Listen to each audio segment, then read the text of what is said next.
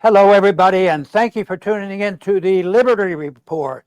With us today, we have Chris Rossini, our co-host. Chris, welcome to the program. Happy Friday. Great to be with you, Dr. Very, Paul. very good. Interesting things going on in the world. We talk a lot about foreign policy, and we might make a mention of that, but what we're really going to talk about is what everybody else is talking about and worried about, and that's the economy. And what in thunder are these tariffs on the market for? Is it going to make everybody happy? A few people I see on TV said they're all happy. Well, they're going to help us. They're going to keep out our competition. We're going to make a lot of money. But I tell you what, I don't think there's a strong argument to promote tariffs in general, because that's way too much government mischief as far as I'm concerned.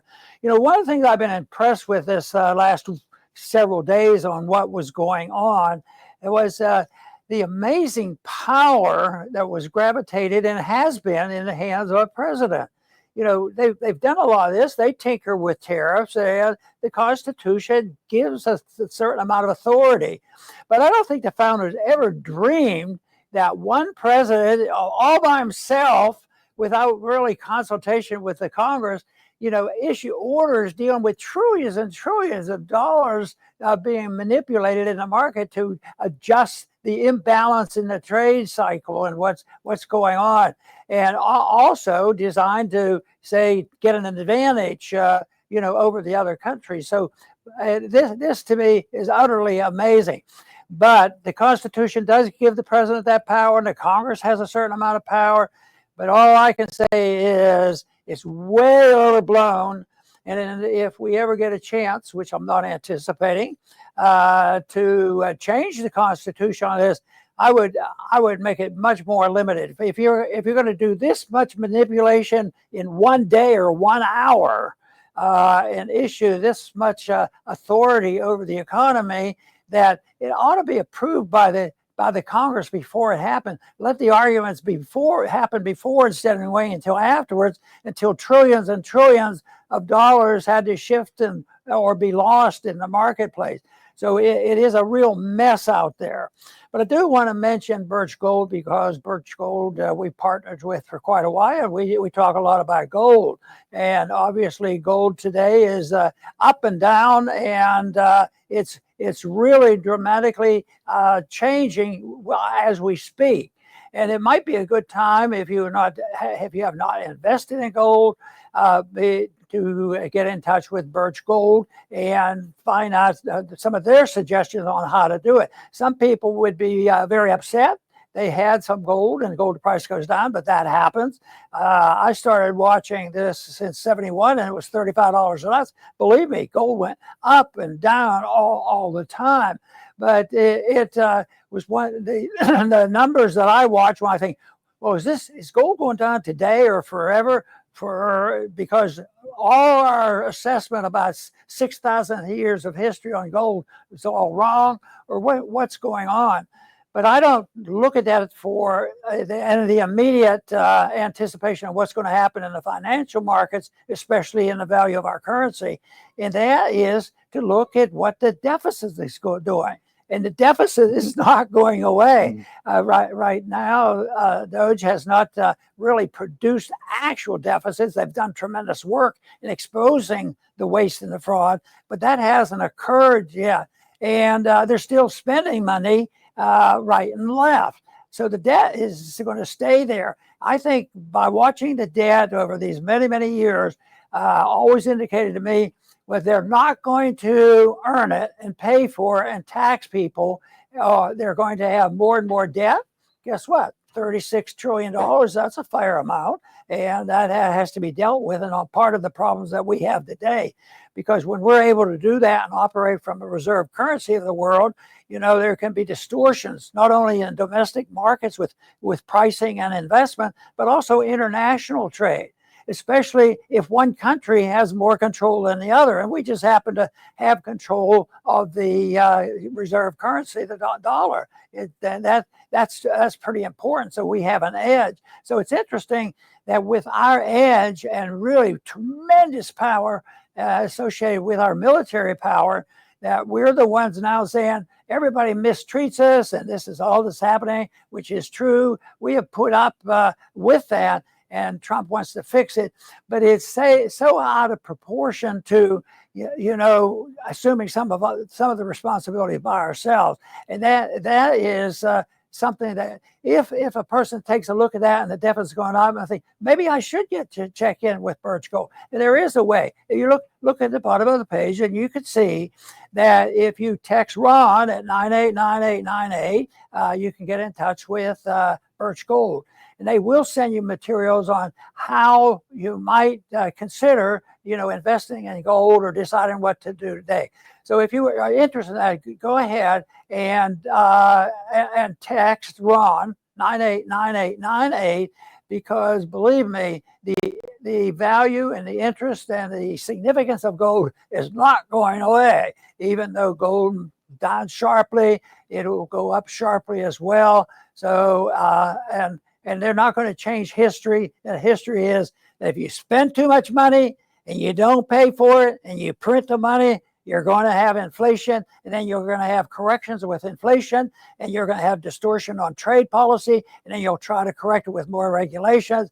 It doesn't work. So this is an interesting time to try to figure this out, and there will be a lot of opinions out there on what to do with stocks and bonds and gold and all of these different investments that one has. But Chris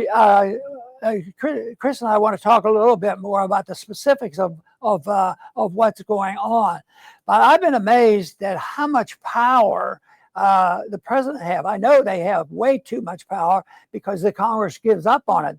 All the regulations ever written, they're not allowed to write regulations. Those are laws. And yet the Congress gives them that, and that right now they're trying to emphasize that these regulations shouldn't be laws, that we ought to change it. But for years and years and years, they end up doing this, just writing regulations. So it's really very much out of control. The Congress is supposed to write legislation.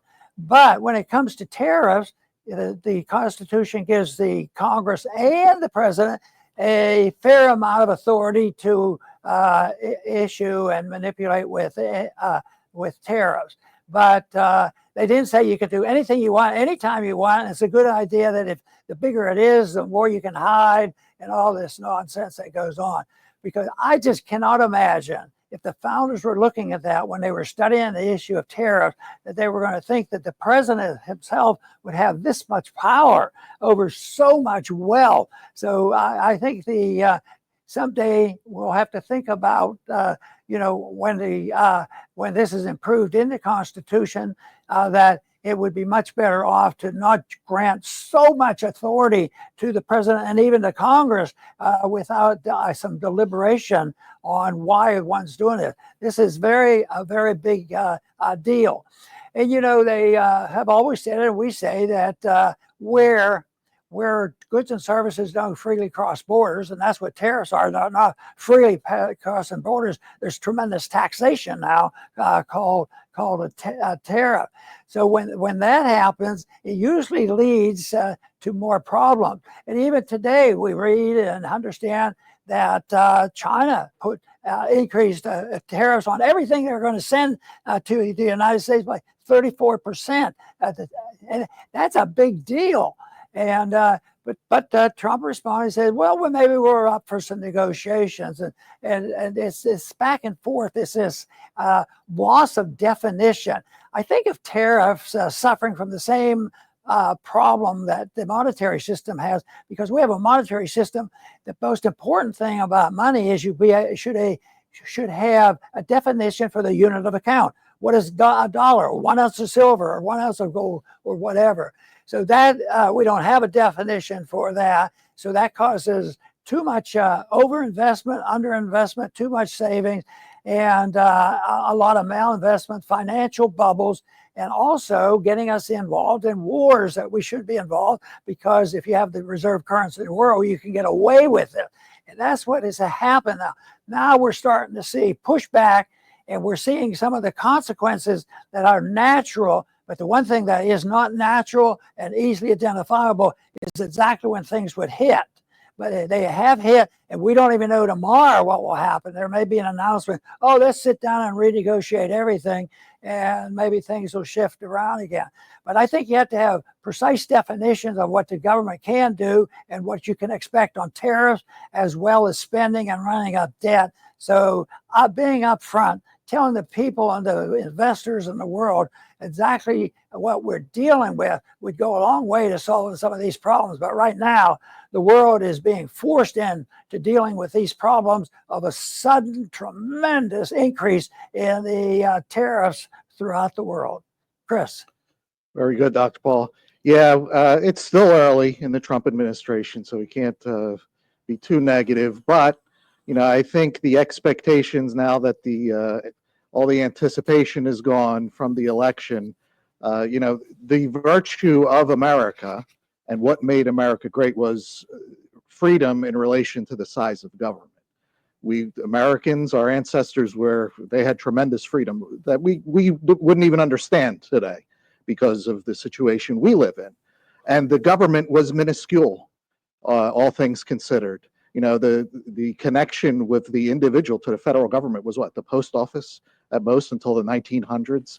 And the president was just the guy. There weren't barricades around the White House where you had to protect them. Today, the president is treated like a Caesar.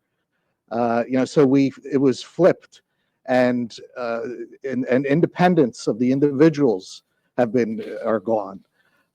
So it's the size of government in relation to freedom, and that is not improving. I hate to say it.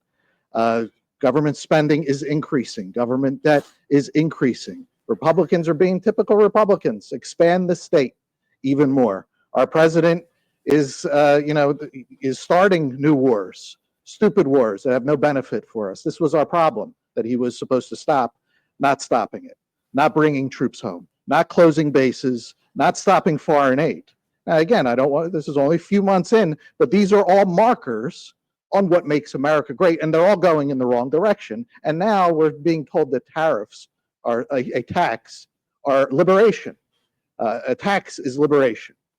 So this is all backwards so far, and we're not going back to what made America great. Very, very good. There's been a headline and people talking about this is wonderful because this is the end of globalization. And a lot of good conservatives, recognize it, libertarians recognizing that there is too much government mischief in the trade policy that existed. But globalization isn't an all-inclusive term that everything you do, if you do it internationally in a global sense, that it's always bad. But the type of globalization that people have gotten annoyed with and has made things much worse are all the things that go on and all the agreements that are made and all the manipulation. And then you get the international organizations, and you have the secret organization like the military-industrial complex and many other things that pursues this. But I think there are the people who say, well, this is in a way the end of the system and the end of this globalism that people are holding out as being bad, because most of that is artificial. It's political. But I think Trump argues that for independence we have to be independent, which I like the idea of independence, but I don't like the idea of isolationists in the sense of independence. And once you start using tariffs and all, you're drifting toward isolationism because you don't want to deal with people unless you do it our way.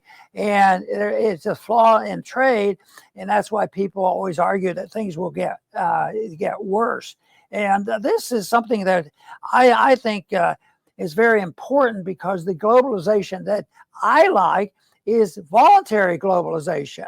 People say that we as libertarians are isolationists. Actually, it's sort of like they say, oh, libertarians are all for getting rid of diversity. No, we're the most diverse group of people ever, because everything is voluntary. Everything is voluntary, so there's no violence. And two people get together and they have agreements. And instead, we have regulations that do this. But there was something that occurred in the history of economics that I found astounding, because for a long time they dealt with these trade agreements and tariffs and that sort of thing by who benefits. If I sell you something and you give me some money, somebody will say, "Oh, you got the money, so you're the beneficiary." And they'll argue back and forth. Who benefits from the trade? Does the buyer or the seller benefit? And it was always this argument over who did it. But if it's voluntary, guess who benefits? Both people equally. You give up $10 for a $10 item and you exchange it, and both people are happy. Now, you know, that is so fundamental and so clear cut. It's amazing they went centuries arguing this understanding in economics that one person has to suffer. And in a way, this tariff business here, somebody has to suffer and get the advantage. But for us to say that we had no responsibility, I think is a little bit over the top, because I think that in a way, we had charged the reserve currency of the world. We had the most powerful military in the world ever. And we could dictate and threaten people and badger people into doing what we want. So I think we have to look to ourselves for our type of policy, and when we overstep our bounds and say that we are right and we'll do it. And now I think, unfortunately, what's happening right now, when you think about what China is doing, they're saying, "Oh, yeah, you're not going to get away with that so easy." But even some of their arguments might seem to be viable, because their tariffs have been heavier. So there is a lot of sorting out, but you'll never sort it out with international global organizations and international governments. It doesn't work that way. What you have to do is get two people together to negotiate and talk about it. And voluntary trade agreements, I keep thinking about, what if we could have had 50 small governments instead of the United States of America? What would we think if we had to control trade between each state? Would we always want to have the balance of trade to work out perfectly? And in mercantilism, one wants to benefit much more than the other, and they want to accumulate stuff and sell stuff to other people. So that doesn't solve the problem at all. But the globalism, voluntary for globalism, is very good. Just like voluntarism when it comes to diversity is very, very good, because you reject the notion of government interference, reject the notion of power and force to force things on people, and they're not anxious to do it. So a much more voluntary approach, and thinking that through on trade or on money issue. Most people right now are struggling to try to change the monetary system back to a voluntary money, which is the voluntary money of 6,000 years has always been the precious metals, gold and silver. But right now, that's not much available to people. That's why we have to protect the freedom to use our voluntary approach, because that's where you'll find peace and prosperity. Chris? Very good, Dr. Paul. Yes, we're being told that tariffs are, liberation, and this is going to usher in a golden age. Can tariffs be a tool like President Trump is using to get other countries to reduce or eliminate their tariffs? Yeah, we have to concede that point. And that would be good. But will businesses move their billions and billions here to America? Now, the cheerleaders are, absolutely, yes, it's only logical. I'm not sold on that idea. I don't necessarily think that businesses would. And all I have to do is pretend that I have billions at my disposal. And, these are very big decisions that you're making. Would I move them to America? There are some big negatives. Number one, the financial condition of our government, like we talked about, it's terrible. It's as bad as it can get. Am I going to move my billions into such a place, knowing, if you know some history, that whenever governments get into trouble, they will take what you have without even thinking twice about it. They'll take your assets to save themselves. So that is a big risk. Also, the big risk of moving your business here is the politics of this country. we could, in a few short years, in a snap of a finger, have a President Harris again. You're going to move your business here and be forced to provide tampons for men? I mean, is that the road that can happen? This is risky stuff when you're dealing with multiple billions of dollars. So our financial condition is terrible. Government is not shrinking. And we can have a President Harris in the blink of an eye. So to think that businesses are just going to flock here because there's tariffs, I think is it's an unknown. I would love to see it. You know, it'd be better for our country. But these people have big decisions to make that affect, you know, all these thousands of workers and billions of dollars, investors, and they're going to look for more stability versus, you know, what we have here at the current moment. You know, the rules that you would have when things were dealt with by one-on-one, two people getting together, businesses getting together, and even small countries could have these agreements, which wouldn't require the United Nations and all the other international stuff that goes on. But when the individuals are involved in trying to work these problems out, they do have rules. There are very strict rules, and they would protect people a lot better than how they're getting protected now, or how we're protected, you know, and make safe how the government takes care of us when there's a virus out there going to attack us, and we end up with a COVID monster. But if individuals are dealing with each other, you still don't have any right to lie, cheat, steal, or kill people. And everybody knows that. A lot of it still goes on, but when people are half awake, they deal with it because you're not supposed to lie, cheat, steal, or kill. And that's been around for thousands of years, that understanding.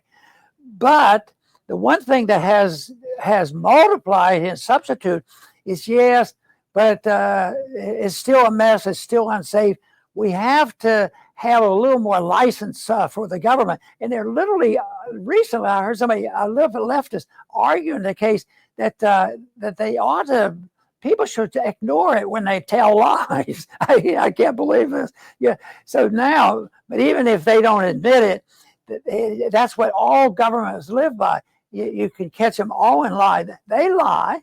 They cheat. They cheat us by printing money. They cheat us by transferring wealth from the rich to from the poor to the rich, and they do that through the monetary system. So it goes on and on. So it's something that if we could only realize that governments cannot do anything you can't do.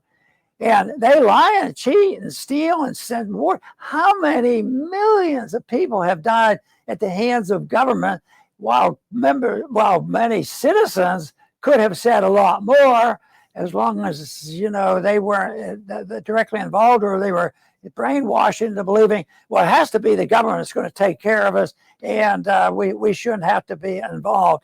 But the governments can do, and they should do this, and it's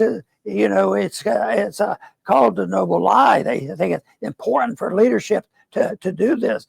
But I am very optimistic that if we had much more of direct operations between people to people and groups to group, and everything be voluntary, and everything honor the fact that you can't take other people's property or hurt other people, what a difference the world would be. But now we have this monster that fortunately is being exposed by Musk and others, how unbelievable it is. So even though who watched this, you know, and news things like USAID was an outrage, it was even shocking to find out how much we've tolerated. And then you try to remove it, and then there's pretty strong support for keeping all this stuff together. But we need more specific rules reining in the power of the government, both on social matters as well as on economic matters. Chris? Fantastic, Dr. Paul. I'll finish up with one final point, and it has to do with definitions, because we know that people that seek power, they redefine words. And we have a savvy audience, so I'm sure most will know this, but I see it written all over how tariffs increase inflation. It's just not accurate to say that. A tariff is a tax. and prices can result as in rising. Can, because there may be some products that have tariffs, and we're not going to see a difference because people adapt. Different supply chains, they adjust things, and the prices don't go up. So it's not a definite, even though we could expect price rises, but that's not inflation. Inflation is always a monetary phenomenon. Increase in the money supply. When that increases, that drives, the price rises. It's not just price rises from other stuff.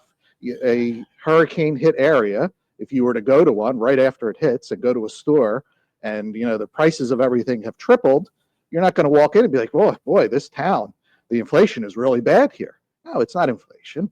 Same thing if you bid up stocks or a house. It's not inflation. The Tesla stock is up today. Boy, inflation is really bad for Tesla, or good, whatever. So now what happened here? Well, just like the natural immunity, the word vaccine were redefined to fit certain agendas, the same thing happened with inflation. They turned it into, the establishment, whoever.